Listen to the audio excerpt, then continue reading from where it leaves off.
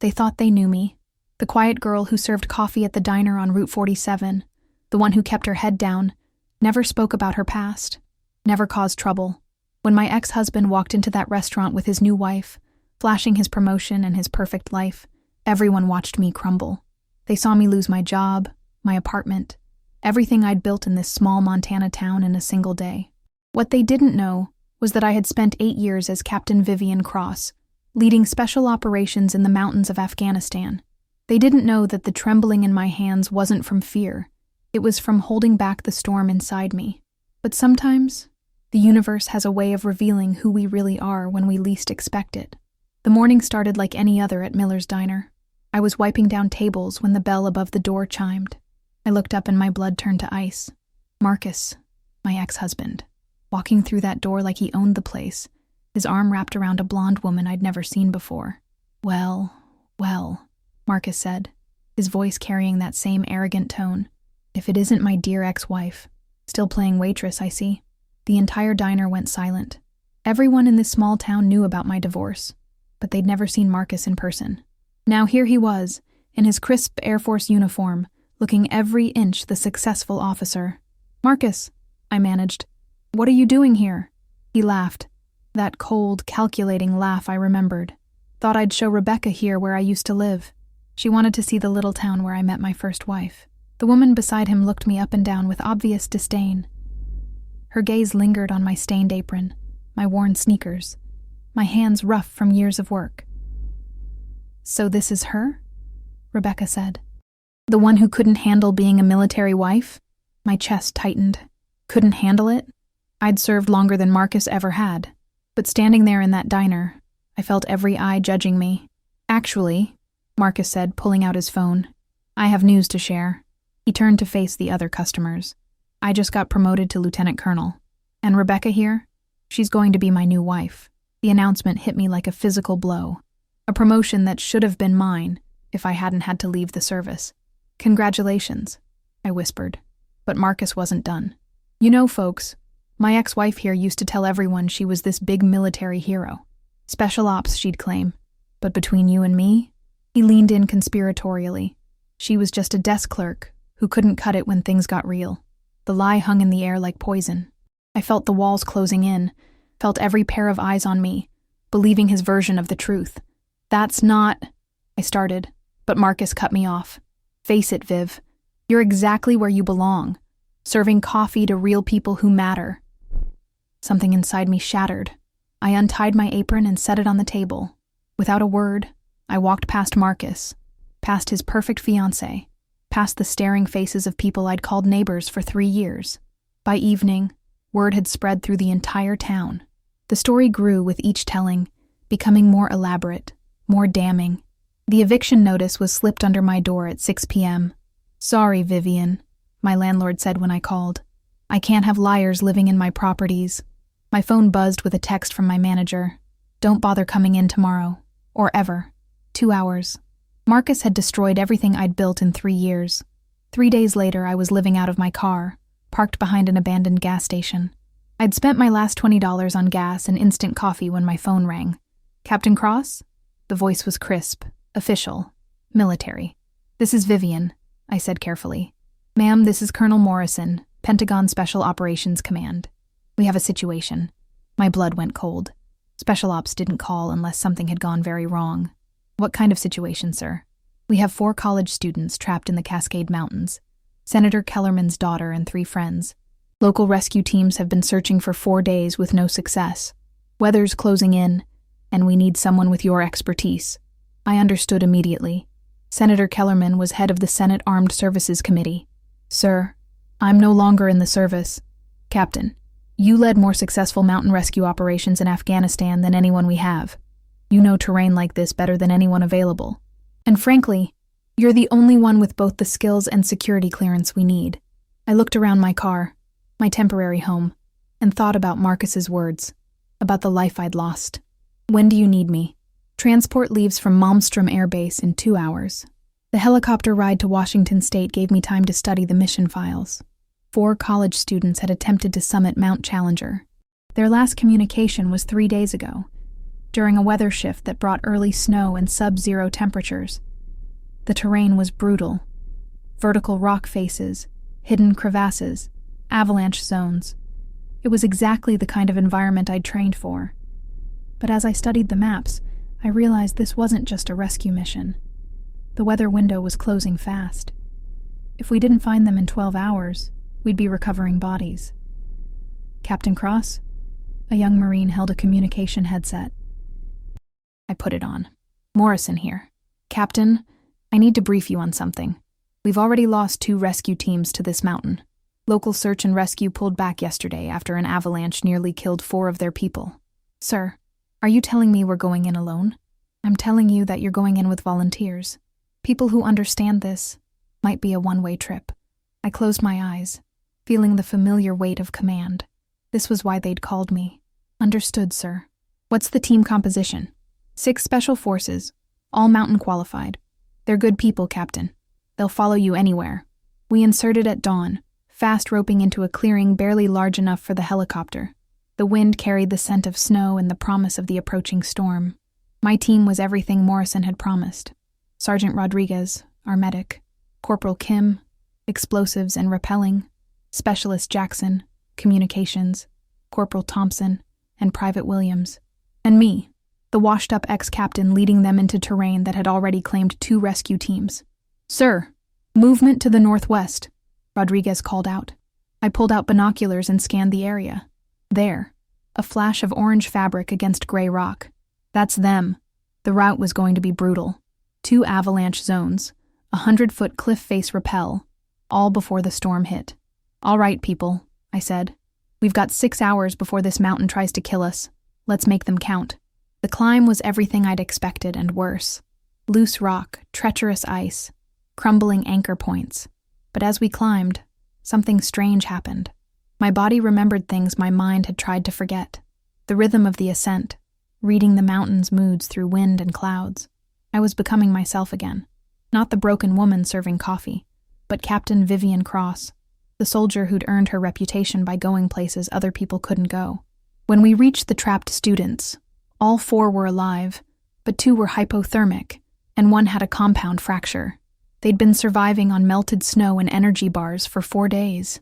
Thank God, whispered the girl who was clearly their leader. We thought no one was coming. What's your name, son?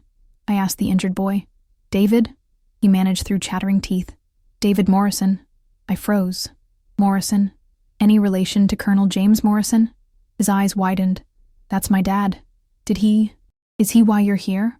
I looked at this broken kid and understood why Morrison had really called me. This wasn't just about diplomatic incidents. This was about a father who'd sent the best person he could find to bring his son home. Yeah, I said. He sent his best people. We were halfway down when the weather turned vicious. What had been predicted as light snow became a full whiteout blizzard, with winds strong enough to knock a person off their feet. I called a halt under an overhang that provided minimal shelter. Sir, Rodriguez shouted over the wind. We can't continue in this. He was right. But stopping here meant spending the night on the mountain, and I wasn't sure all the students would survive. My radio crackled. Captain Cross, this is Colonel Morrison. What's your status? We have all 4 subjects, 2 hypothermic, 1 with a broken leg, but we're weathered and halfway down. The storm accelerated, winds up to 80 miles per hour, temperature dropping to 40 below. My stomach dropped. Those weren't survivable conditions for injured civilians. Sir, we need immediate extraction. Negative. No aircraft can fly in this weather. You're on your own until it clears. I looked at my team, at the 4 kids we'd risked everything to save, and realized we were all about to die unless I did something insane. Rodriguez, how much rope do we have left? About 300 feet, sir. Why? I pointed down the cliff face. Because we're going to rappel straight down the north face. The silence was deafening. Sir, Kim said carefully, that's a 1,000-foot drop, in 0 visibility, with injured civilians. It's also the fastest way down, and the north face will shelter us from the worst wind. What I didn't say was that it was completely insane. A single mistake would kill all of us, but staying here would definitely kill the students. Your call, Captain, Rodriguez said. We trust you. Those 3 words hit me harder than any metal. These soldiers were willing to risk their lives because they believed I could get them home safely. The rappel down the north face was the most technically difficult thing I'd ever attempted. We lowered the injured students first, with one team member controlling each descent. The wind kept trying to slam them into the rock face. Emma went first with Thompson, David Morrison with Rodriguez, barely conscious from pain and hypothermia, Kim with the third student, Jackson with the fourth. Finally, it was just Williams and me at the top. "You first, sir," he said. "Negative. I go last. Officers eat last, sleep last, get rescued last." I wasn't breaking that rule now. I was halfway down when my anchor point gave way. For a moment that lasted forever. I was in free fall. The rope burned through my gloves as I tried to arrest my descent. I could hear my team shouting from below. Then my backup anchor caught, jerking me to a stop so hard something popped in my shoulder. I managed to get my feet back on the rock and continue down. When I reached bottom, Rodriguez was waiting with medical kit and pure relief. "I'm fine," I said, though my shoulder was screaming. "Status of the civilians? Stable, but we need to get them warmed up, and David needs surgery on that leg." I looked at my team, at the 4 kids we'd pulled off that mountain, and felt something I hadn't felt in 3 years. Pride. Not hollow pride, but deep satisfaction of having saved lives. Let's get these kids home. The hike to extraction took 8 hours through knee-deep snow and 50-mile-per-hour winds. We took turns carrying David on an improvised stretcher. When the helicopter finally appeared, and we loaded the last student aboard, I felt something shift inside me. A weight I'd carried for 3 years finally lifted. My radio crackled one final time. "Captain Cross, this is Colonel Morrison. Go ahead, sir. My son. Is he? He's going to be fine, sir. Broken leg, hypothermia, but full recovery expected. He's tough. Gets that from his father." Long silence. Then, "Captain, I can't begin to thank you. You brought them all home. That's what we do, sir. The military made a mistake when they let you go. If you're ever interested in coming back, there will always be a place for you." I looked at the mountain that had almost killed us, then at my team. I realized I didn't need the military to define who I was anymore. "Thank you, sir. I'll keep that in mind." When we landed at Malmstrom Air Base, Colonel Morrison was waiting personally. "Captain, I owe you a debt I can never repay." "No debt, sir. Your son's a credit to his family." He pulled out an envelope. "This might help." Inside was a check for $50,000. "Sir, I can't." "It's from Senator Kellerman. Gratitude for bringing her daughter home safely. $50,000. Enough to start over anywhere. There's something else. The media wants to interview you. This story is going to be big news." I thought about my story being told on national television, about Marcus watching, learning the truth about who his ex-wife really was. I think I'd like that. The interview was scheduled for the next morning. I decided to tell the truth. All of it. When the cameras started rolling, I surprised the reporter by asking a question. "Can you tell me if this will broadcast in Montana? Specifically Billings Market?" "Yes, it's going national." "Why?" "Because there are some people there who need to hear this story." I told them about the rescue mission, about leading my team into impossible conditions. But I also told them about my service record, about 8 years in special operations, about missions I'd led, and soldiers I'd served with. I told them about the Bronze Star and the Purple Heart from when an IED exploded 20 feet from my position. I told them about commendations from 3 commanding officers. I told them about Marcus and the lies he'd spread, and how an entire town had turned against me based on nothing more than the word of a man who'd never seen real combat. "The most important thing to understand," I said, looking directly into the camera, "is that heroism isn't about the uniform you wear. It's about being willing to do what's right when no one else will." When the interview aired that evening, I was parked outside Miller's Diner. I wanted to see what happened when the truth finally came out. The interview went viral within hours. I watched through the diner window as it played on the TV above the counter. I watched the faces of people I'd worked with as they learned the truth.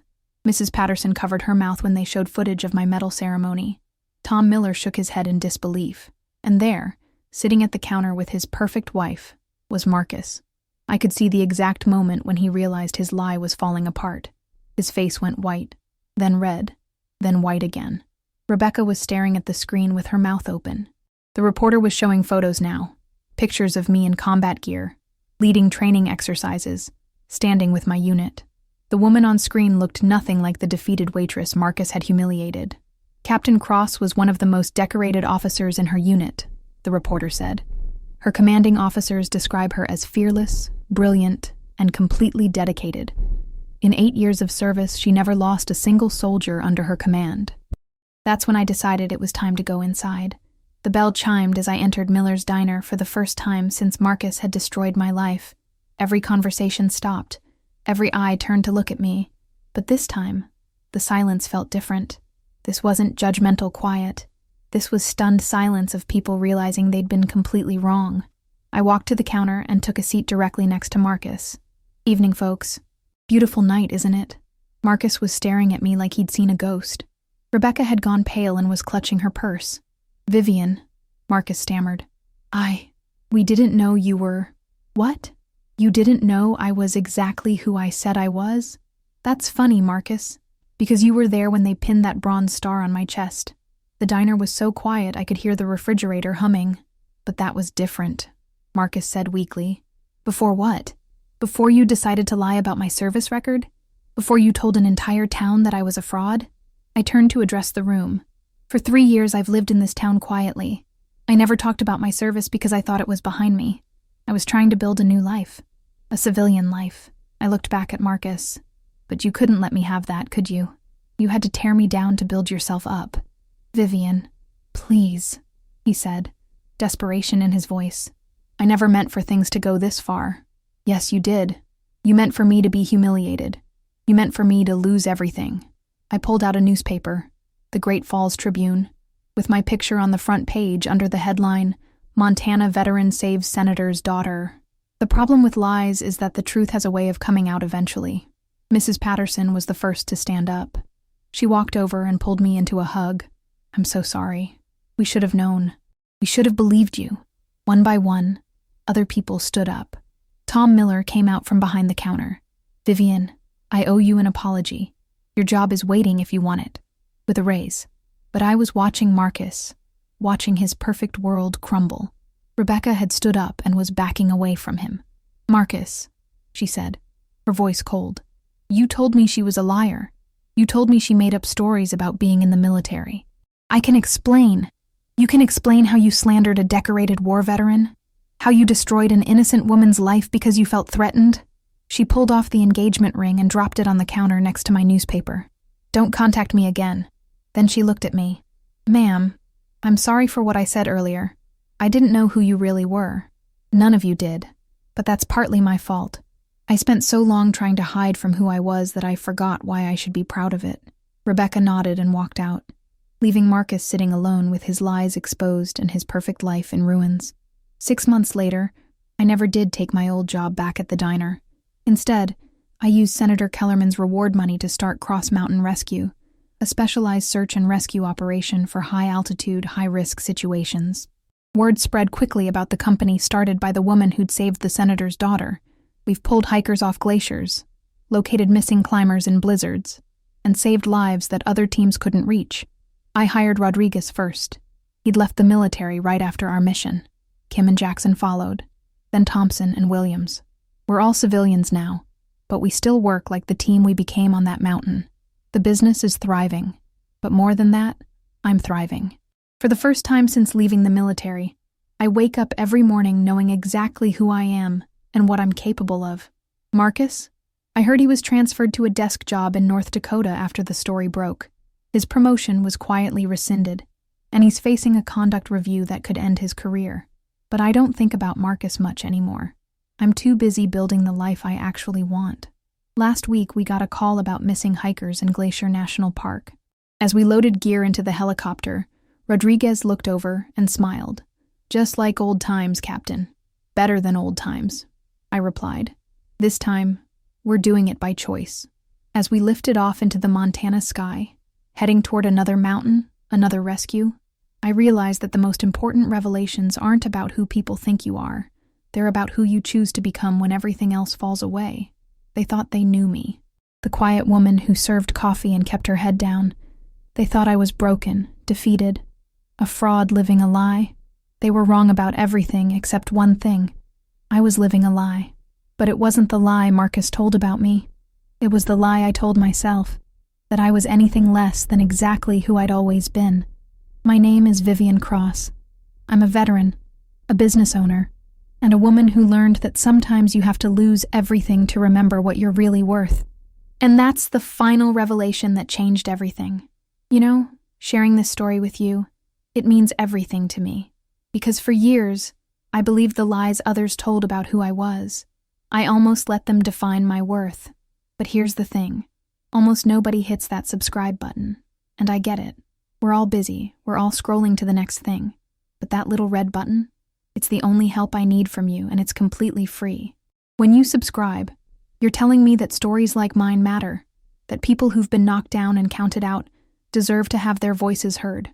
You're saying that the truth is worth fighting for. I rebuilt my life from nothing because I remembered who I really was. But I can only keep sharing these stories. Stories of people like you and me who refuse to stay down, if you help me reach others who need to hear them. So please, if this story touched something inside you, if it reminded you that you're stronger than whatever tried to break you, just tap that subscribe button. It takes 2 seconds, costs you nothing, but it means I can keep fighting for people whose voices have been silenced. Because everyone deserves their final revelation moment. Everyone deserves to remember who they really are. Will you help me make sure they get that chance? Subscribe now. Let's build something powerful together.